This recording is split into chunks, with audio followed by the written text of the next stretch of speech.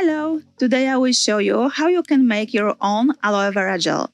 It works for people with skin problems such as eczema, acne, irritation, redness, with dry or dehydrated skin. It also works well for stretch marks and scars, and also as a rescue for a sunburn or bites. The gel has a nice consistency, it is slowly absorbed, but after absorption it doesn't leave any slippery or sticky layer on the skin. Perfect for people who need moisturizing but don't like the feeling of any cosmetic layer on the skin, like it's happened after creams or oils.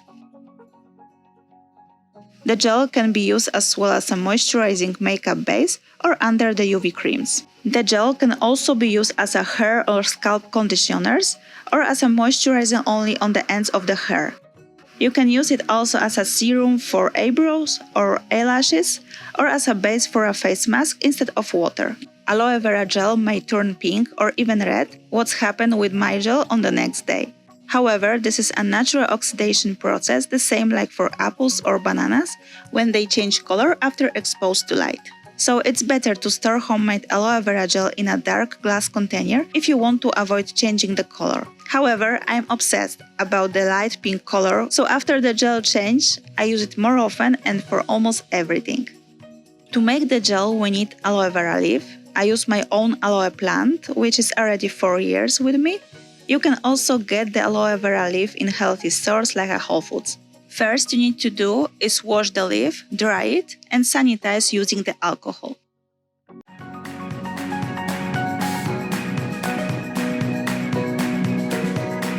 Next, I cut off the edges of the leaf and then cut into smaller pieces.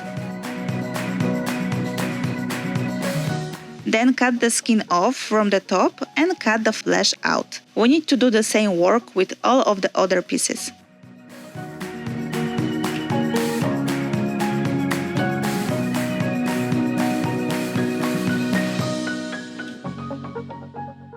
Of course, don't throw away the pieces of the aloe skin.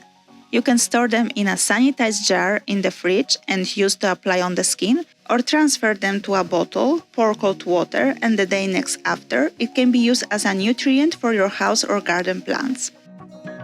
Transfer the pulp to a clean and sanitized container and use a blender to blend it to get a liquid consistency.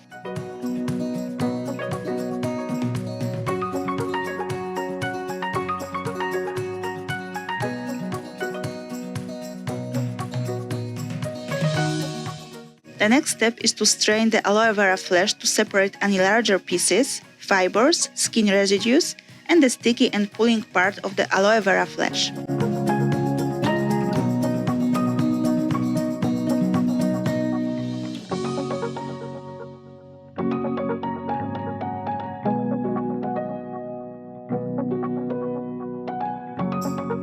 Then transfer the pulp back to the clean and disinfected container and add the rest of the ingredients.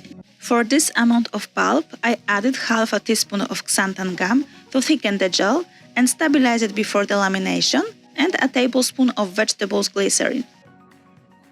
In my opinion, aloe vera gel itself gives a not nice feeling of tightness after absorbing into the skin. So glycerin can help to avoid that and gives the skin soft and smooth to the touch. Mix everything once again with a blender.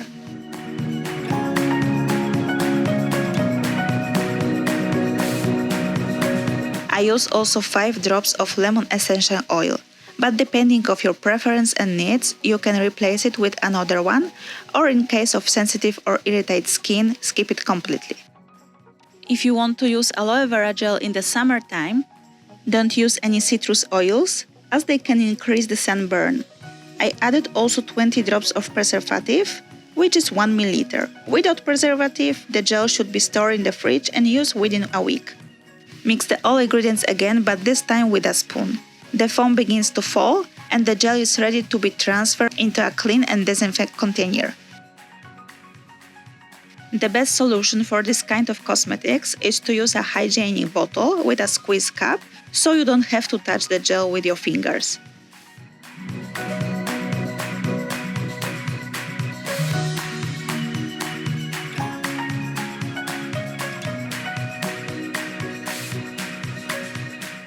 And as you can see, the gel is ready to use. Depending on your needs, you can add a little bit of medical clay, hyaluronic acid, vitamin C, or a little bit of apple cider vinegar to acidify the pH. Let me know in the comments down below what are you using the aloe vera gel for and if you want to try the recipe. So that's all for today and see you in the next video. Bye!